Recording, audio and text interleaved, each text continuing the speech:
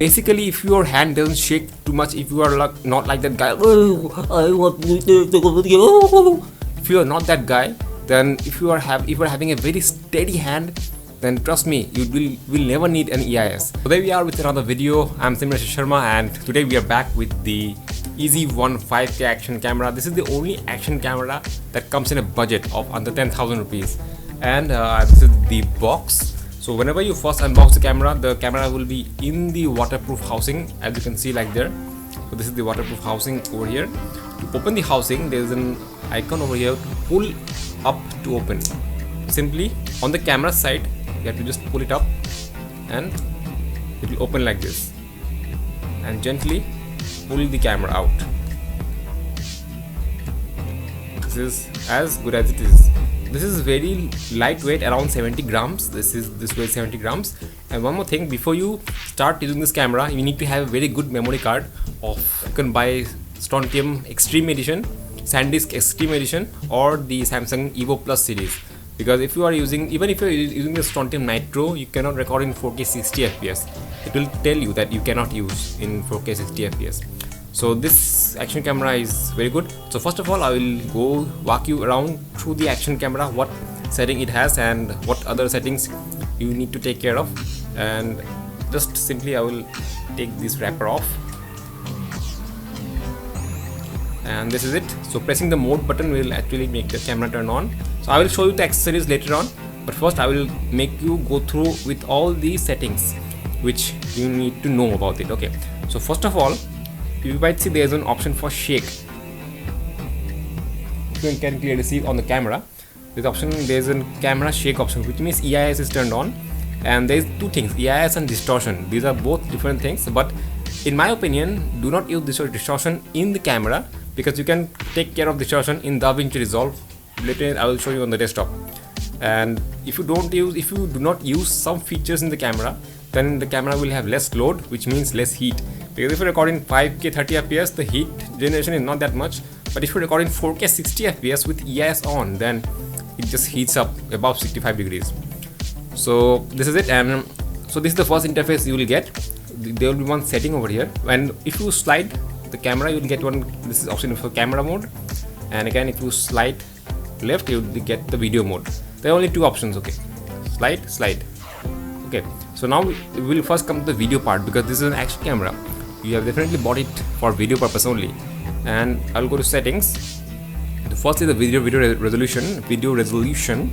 So at the top you will get 5K 30 FPS. So then 4K 60, 4K 30.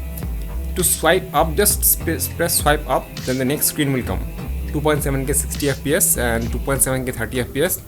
See, 120 FPS is blocked, because if I go back and if I turn off the EIS, now 120 FPS will come. See, 1080p, 120 FPS, and every setting is unlocked. And one more interesting thing about this camera is that even if you don't use the EIS, the stability is very good compared to other brands. I don't want to name any other brands. Basically, if your hand doesn't shake too much, if you are not like that guy, I want to take a video. If you are not that guy, then if you are having a very steady hand, then trust me, you will never need an EIS. Even in my phone, I'm using the Technopova 2. It has gyro stabilization, but it doesn't have EIS. So that alone is enough. So coming to our resolution, 720p to 40 FPS and 720p 60 fps. You can shoot 720p to 40 fps also. So these are all the resolution. By the way, the reason why I'm showing you everything is that when I searched for YouTube about this camera, I never got a complete review. It was all half-baked reviews. Even the top creators having 1 million subscribers, they also gave the trashy reviews ever possible. No, this shouldn't be the case. Second is the voice record. It's on. You have to record the voice. And the mic quality. Talking about the voice records, mic quality is very horrible. It's not good. Maybe it's because of they have amplified it a lot. But if I can request them, if you guys can request them to update in firmware so that they can reduce the initial voice, that will be good, because whenever I say something, the voice gets cracked. You will later on see it on the video. Third one is the EV, which is very important, the exposure compensation. I record on my computer. Okay, so I mainly bought this for sim racing. As you might have already seen my previous video, I have uploaded a video about sim racing. I am using the steering wheel and I am placing my camera. Earlier I was placing my phone, so now I'll place this one camera here in my chin, and then I'll record with my movements like this. So the position will be here. So what happens is that if I set the exposure to 0, what happens is there's too much light coming from the screen that actually makes the scene more overexposed. Mainly this is exposure compensation, EV. So I will set this to -2, and you will not see the result on the screen, but again if you record it, then you will understand. And one major drawback, there are actually some drawbacks I'll tell you by the time I reach all those features. So one drawback here is that it doesn't have ISO control on the video mode. It has ISO on the photo mode. Okay, so this is what was that? EIS. Okay, you can turn EIS on or off. And loop record is if you loop 1 minute, after 1 minute the video will shut down, and then again, not shut down, video will stop, and again a new video will be recorded. That's loop recording. Time lapse interval, it's like time lapse is fast forward recording. Slow motion, fast motion movie. These are some these type of things are not for me actually, but again, okay. And there's one setting over here. This is also for video. Power frequency. What is power frequency? Your household electricity runs in 50 Hertz. Okay, but I run on monitors which runs at 60 Hertz, and if I run in triple screen in 60 Hertz, and if I run the single monitor on the center, it runs in 240 Hertz. So if you are running if your camera supports up to 60 Hertz refresh rate, then what happens is that if it goes below 60 Hertz, then there will be lines in the screen. If the monitor frequency goes below 60 Hertz, then there will be waving lines in the screen. You might have seen in older videos. So I can show you right now. So it will not happen right now. It's not happening because it's set to 60 Hertz. But if I set to 50 Hertz, then let's see what happens. Now it's 50 Hertz. See, you see there are lines. I can see that. If I go close, then I can see. On the left one, you see there are lines coming up. I don't know whether you can see or not, but there are lines coming up. That's because of the frequency. So I have to change it to 60 Hertz. Okay, so again there is one more there's one more option here. Then power frequency, then sounds. These are all the sounds, menu sounds you want, and the volume. Okay, let's keep it to 3. I was having some trouble. I was not able to hear the volume. One more thing, if you are using this case in the waterproof casing, the volume gets very low. So I think this was the thing. Microphone built in, and what else? White balance. This is the important thing. Okay, for example, if you are shooting something in broad daylight, okay, in the evening time and in the morning time, the colors are a bit warm, around 65 to 6800 Kelvin, and in the daytime the colors are a bit not warm, it's more like bluish type, because the sky turns blue, makes everything blue. That's around, I think, 3000 Kelvin. So what you need to do is you just have to select the scene. First you see through this scene, and then you select whether it's daylight, because daylight is the optimal option. Because if you select any other daylight, shade, you can also select shade, but again if you select any other, then I don't think it will give you some optimal result, because daylight is the only one which will prevent you scene from becoming yellowish, because that's the evening color. I think the shade does that. White balance, let's see. Okay, the shade actually is getting the warmer colors. Many people are saying that in the beginning they are getting warmer colors. Why? Because I think it's because of that reason only. So select it to auto. I keep it on auto because most of the time I've seen it basically captures daylight only, because my monitor screen is also blue sometimes, because when I play the racing game it also has the blue effect on it, so automatically the daylight mode is being selected. It doesn't fluctuate too much, unlike the phone's camera. Then the effect. Okay, now very important thing over here, on the effect section there is one option for brightness and contrast. That is basically the HDR, the dynamic range. I have recorded with this also, the dynamic range, not basically showing dynamic range, but if I go to, I have selected that, and if I go back, you see, you might be able to see, you might not be able to see the difference. The contrast has increased and the brightness have also increased. This is the dynamic range. This is actually good for recording in whether in some shady, in some shade, in the shade, or during overcast weather. This will be much more prominent, but again it makes it even more dark. If you are planning to make a movie, then this will be the perfect option. A dark movie or a horror movie, this will be the perfect option for it. But how many of you are making a horror movie with an action camera? Tell me. And now we have the effect. I will select it to natural. By far, I think the natural is the most important thing. Distortion calibration. In short terms, if you are using a wide angle lens, a 170-degree lens, what happens is that sometimes the corners gets curved. Okay, so distortion correction actually cures that thing, but you cannot use EIS if you use the distortion correction. I can use that, but again, I have told you before also, try to use less features in the camera to make the camera working fine, because the more feature you'll be using, then the more processing power it will use, and eventually you might experience lag after you see the footage on the PC. Because I have recorded my 4K 60fps footage with EIS on. You can turn EIS on and 4K 60, and the footage is mind-blowing. The footage is actually very stable, but I have noticed there are a few lags, very micro stutters, which you might not be able to catch it at first glance. But again, I saw that, but it was not that good. And so this, after one more thing, there is an inactivity timer I set to 1 minute. So as you might have seen, the camera just turned off. Again, press it again to turn it on again. Many men complain that my camera is turning off after some time. What should I do? This is the one you should do. So these are all the settings for distortion calibration. You can just turn it on. If you turn it on, then you see the left right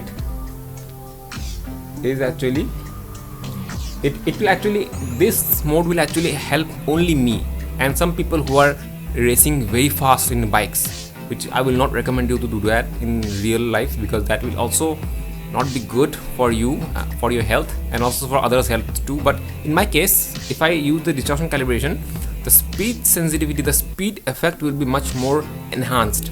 So that's a plus point for me. So, and that was the last option. Oh no, there's driving mode. Driving mode is actually most, it actually keeps the, it's actually the EIS EIS Pro Max.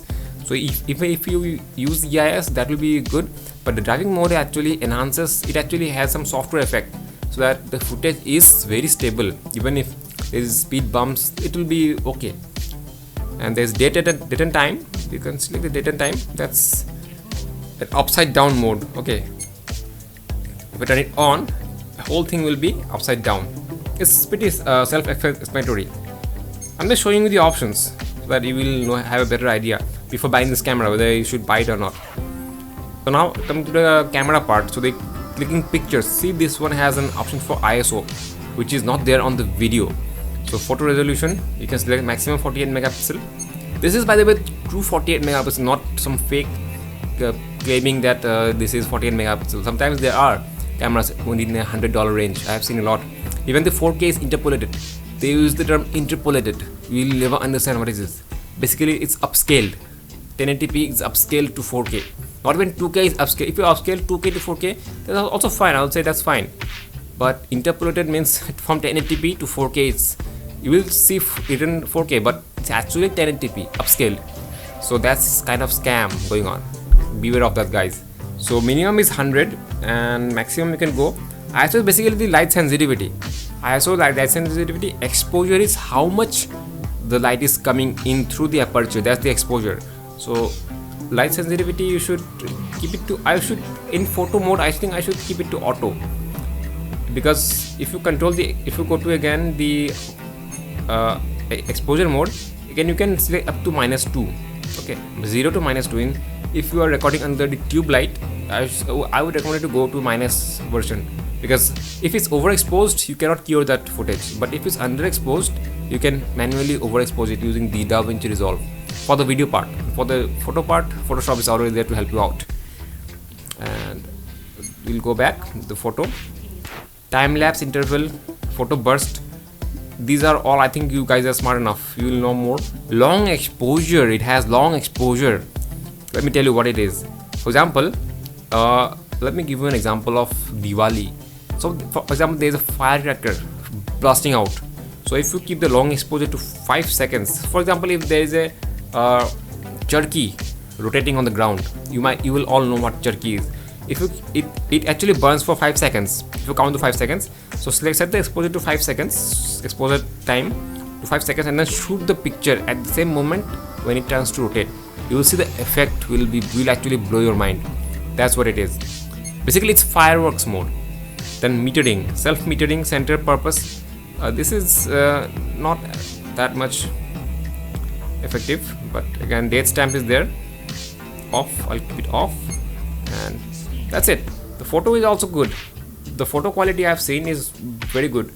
You can compare it with the smartphone's camera. My smartphone is also 48 megapixel, is the Technopova 2. So you can compare that with that same. I have compared it and both are nearly same. So now so this is the camera. It has one more thing, you can connect it with the app, but again, the phone which I am recording is actually being connected with the app. It's very simple. All I have to do is just press the down button here until you see one blue light blink. See, just press it and then release it. The blue light will blink. Wi-Fi open your phone's Wi-Fi, and there will be an app here. You can scan it up. You can scan the app here. It's the VidI. Okay, I'll write the app in the description. It's there in my phone, but I'm recording with my phone. So just password is given here. It's a very simple password, and just close it. So that's it. That's for the Wi-Fi. And how to change the front camera.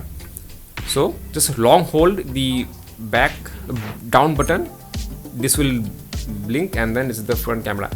The front camera has a very good protective film. Do not remove that. I think that's the best protective film to get rid of scratches, because they haven't provided any such thing. Because you might even, the display is good, but I think you will easily scratch it. It's not scratch proof. Even I think on the edges there are some marks. I don't know whether it's some other thing. That's it for the camera. And there is the memory card slot. I have one memory card, 128 GB. Remember, UHS 2 or UHS 3 memory card. It has 2 batteries. So this is the first battery. Just pull it up. It doesn't come up like that. You have to just pull up. There is some housing which protects the battery from coming out that easily. So it will not come up that easily. It will not fall. If it falls, then it means it's your fault. Now coming to the box part. Okay, this is the box. This is the box inside, and I'll show you what you can take a screenshot of. These are the features of the camera which is shown here. You can take a screenshot if you want, and these are the included accessories which are included in the box. Okay, so you can take it, and there is nothing more. It's just the specs are mentioned. I'll not dip it on the water because I'm never going to use it on the water. So these are all the specification. Price is shown as 70,000 rupees, but I think 9,000, 10,000 is a very good price for this kind of camera, action camera. So this is, I'll keep the box aside. Now we'll come back to the main box, what you will get. I'll also post a little video of the unboxing. I will make it short so you will get an idea. But I think the packaging wasn't that good from Amazon. The box was visible inside. What's inside? 5K. I can clearly see the 5K here. It's written somewhere. If you look in the box, they might have. So out of all these accessories, only one which is useful is this one. If you're planning to use it indoor for your home purpose, for your home use, camera's main holder, there is one extra holder here which is required to mount it on this holder I'm talking about. This is required to mount it on the tripod stand, basically. Cloth, one piece of cloth, and one extra battery you are getting. Okay, this is also good. No extra mic is provided. Some bandages for some both sides tape for helmet mounting. But mainly you will figure it out as time passes.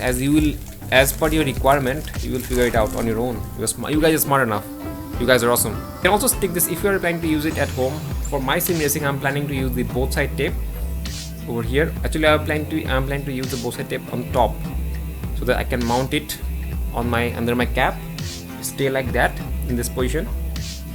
One more thing, I haven't recorded anything in 30 fps except for 5K 30 fps. But trust me, if you are a biker, how many of you will record in 5K 30 fps?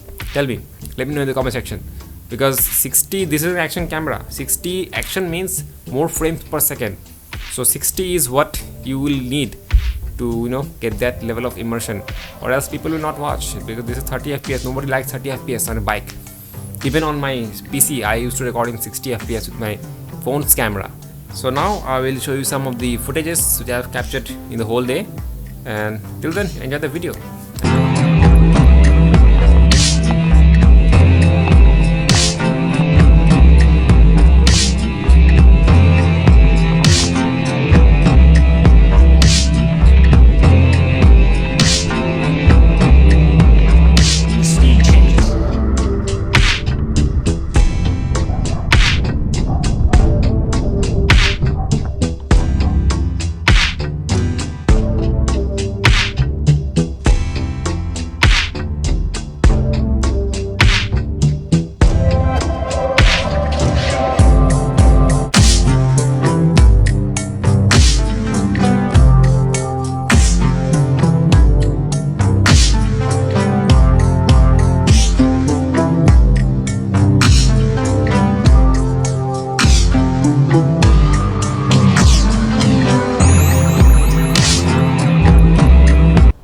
So this is my voice through the IZI One 5K action camera, and this is direct sunlight, zero exposure mode.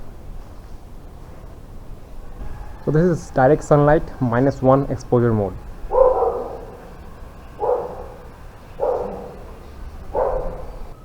And this is direct sunlight -2 exposure.